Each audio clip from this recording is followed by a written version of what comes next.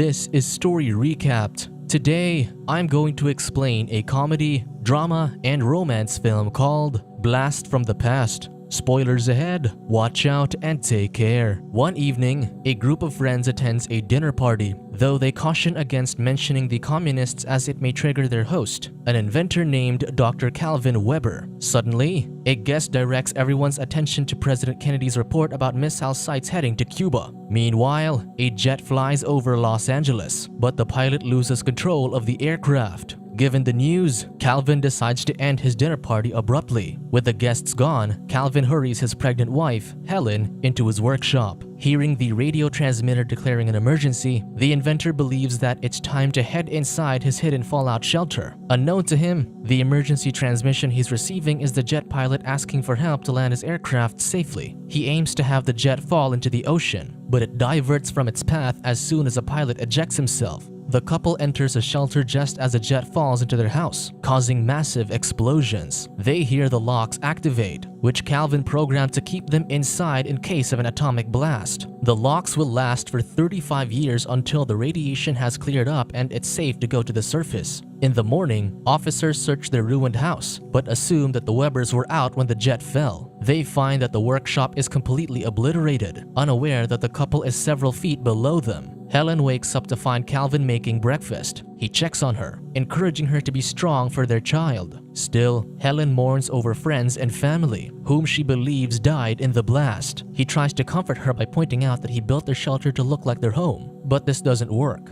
Suddenly, Helen goes into labor, so Calvin hurries to help her. After their baby is born, Helen names their son Adam. Over the next few weeks, Calvin does what he can to give his family any comfort he can give. However, the images on their television are mirrored, so they end up watching sitcoms that way. The family continues to spend months in the fallout shelter as normally as they can, even setting up their pantry to look like a grocery store for Helen to shop in. One day, Calvin tries to fix the rear exit where the elevator is, since the entrance where they came in before was caved in during the blast. Above him, construction for a new diner is being done. Diggers discover the shelter's hatch but mistake it for a septic tank, so they just build the foundation over it. Years later, Calvin teaches a young Adam how to read. When Adam wonders if he'll ever go to the surface, his father promises that he will, even urging him to find a partner and rebuild America. This worries Helen since she's not convinced that it's possible, but Calvin remains optimistic. Meanwhile, the diner opens above them, owned by Mom,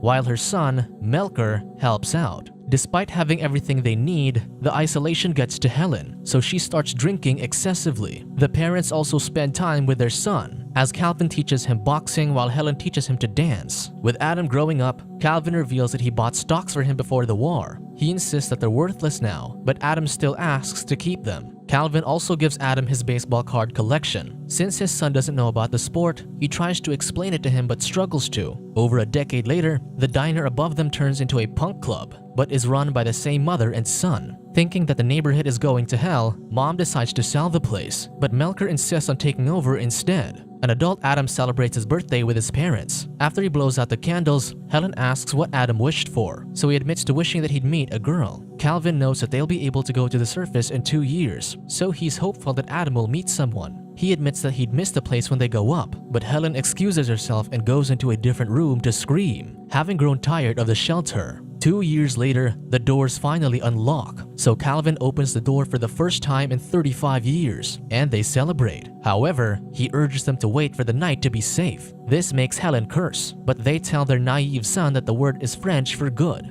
That evening, Melker gets drunk at his rundown club when the ground starts shaking and the floor opens up. From there, Calvin, wearing a hazmat suit, appears, and Melker collapses due to shock. Calvin then heads out, discovering how his old home is turned into a junkyard. Scared, he runs off and starts removing his hazmat suit. A lady of the night sees him and offers her services, adding that she can be whatever he wants her to be. Calvin politely declines and continues on his way, only to get scared off by a gang playing with toy guns. He hides in the nearest establishment, which ends up being a mature video store. Soon, he returns to his family and declares that the survivors have become mutants that can change form, mistaking the lady's claims from earlier. He adds that society has collapsed and people are waving guns around, so he's convinced that it's better to stay in the shelter. However, Helen finally unleashes all her pent-up woes about their isolation. The parents get into an argument, and Calvin ends up suffering a heart attack. After getting Calvin to rest, Helen tells her son that they need supplies. Adam volunteers to go, so his mother gives him instructions, telling him to check into the Holiday Inn if he has to spend the night. Adam wonders if he can meet a girl from the surface, and Helen encourages him to. As he prepares, Adam packs a suitcase, adding the stock certificates and baseball cards to his luggage. Before he leaves, Calvin tells him to stay away from adult stores, lying that there's poison gas inside. On the surface, Melker has turned to religion after what he witnessed, only to be surprised again by the hatch opening. Adam appears, and Melker asks for forgiveness, thinking he's a god. Adam assures him that things will get better, so the man continues praying.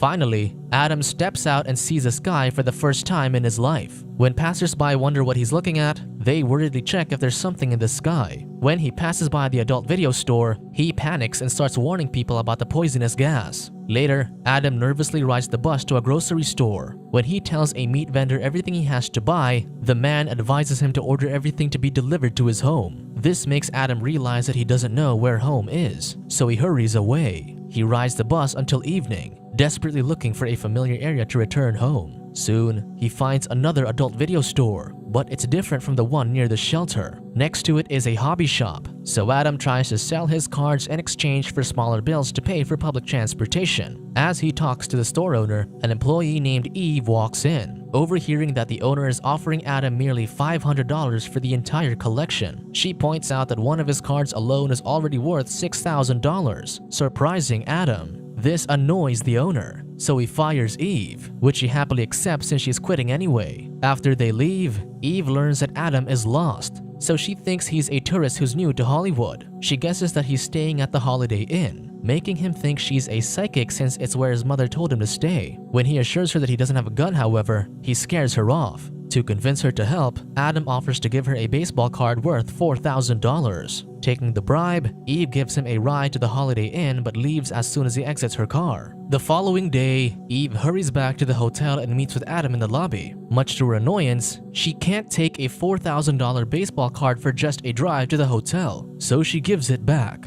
Thinking that he's interested in her, Eve warns him that relationships never work with her. He asks why Eve's relationships never work, so she confesses that it's because she always falls for shallow guys. She then walks off to find another job, so Adam offers her one. He tells her he needs help to sell the baseball cards and buy supplies. Eve thinks he's buying supplies for the poor and accepts the job. With her help, Adam is able to buy supplies for his shelter, though Eve continues being cold to him. The following day, they transfer the supplies into a storage unit. Adam thanks Eve, saying he would have been lost without her. Knowing that he's about to hint at a relationship, Eve stops him. While driving, Adam also asks Eve to find a wife for him because he doesn't want to be alone. Eve tells him that marriage is awful, given that her parents and brothers are divorced. Soon, Eve tries to teach him how to drive but gets pissed when he drives recklessly. They stop by her house, where they find her ex-boyfriend Cliff, getting his belongings. Seeing her with Adam, he shares that he's dating a model to make Eve jealous. That evening, Adam marvels at the items in Eve's house while she and her roommate, Troy, prepare dinner. Learning about Adam's purchases, Troy thinks that he's preparing a self-sustaining island or a cult. When Troy asks where he's from, Adam dares Eve to guess, thinking that she's a psychic. Eve takes on the challenge and reads his palm, declaring that he's from a remote area in Alaska, hence why he's collecting supplies. Adam doesn't deny this, so Troy assumes she's right. Meanwhile, Helen makes sure that her husband is asleep before going to the surface to check on Adam. To her surprise, she finds Melker and his followers, who start praising her. Freaked out by this, Helen returns to the shelter. The next day, Troy takes Adam shopping, allowing him to buy roller skates. They take him to the park to try them out, and Adam skates to the beach, where he sees the ocean for the first time. Removing his roller skates, he heads into the water and splashes around while Eve and Troy watch. As days go by, Adam and Troy become friends while Eve continues helping him out. Adam also watches a baseball game for the first time, finally understanding how the game works. One afternoon, Eve asks if he's still set on finding a wife, and Adam says yes. He calls her his best friend and hugs her, which makes her conflicted about her feelings. That evening, they go to a club where they meet Eve's acquaintance, Sophie. When she curses, Adam mistakes this as French, so he starts speaking in the language, impressing her. Jealous, Eve pulls Adam away, advising him not to choose Sophie. While drinking, Troy advises Adam to aim for a sweet girl, so he points him to a blonde woman. They urge him to talk to her, so Adam goes alone. To Troy and Eve's surprise, Adam makes her laugh, even getting her to introduce him to her friend. The trio ends up dancing together, dominating the dance floor. The crowd cheers for them, but Eve becomes jealous and calls Adam back. Upon Eve's insistence, Troy heads to the bathroom to give them privacy. She confronts Adam about his dance skills, accusing him of lying about Alaska and the poor people he's helping. She demands him to stop lying, so Adam starts to confess. However, Cliff interrupts him and invites Eve for a drink. Wanting to make Adam jealous too, she goes with her ex-boyfriend. But Adam intervenes and starts ridiculing Cliff to remind Eve how awful he was to her. Offended, Cliff throws a punch, but Adam easily blocks it and hits him in the face. Unamused by his behavior, Eve declares that she quits her job and storms off. When Troy returns home later that evening, Eve asks where Adam is, and he hints that he went home with someone else. Troy teases her for falling in love with Adam, which she vehemently denies. He assures Eve that Adam didn't go with the ladies he danced with. Instead, however, he went with Sophie, which freaks Eve out as she hates her. She decides to barge into Sophie's house, but before she can drive away, Adam knocks on her car window, making her jump out and trip. Pissed off, Eve rushes back into the house, and Adam is guilty of scaring her. When Adam worries that everything he does gets her mad, Troy tells him that it's because he's a nice boy, but Eve needs a nice man. Hearing this, Adam becomes more assertive as he treats Eve's wound. Still hung up on Sophie, she asks if he went to her place. Adam admits that he did, but realized he'd rather be with Eve, so he took a taxi there. He sings a song about a man who's overjoyed just being at the house of the person he loves, and this enamors Eve into kissing Adam. As they kiss, Eve asks if he'd been intimate with someone before. Adam says no and decides to tell Eve the truth. He recounts that his family hid in the fallout shelter that his dad built when the bombs hit.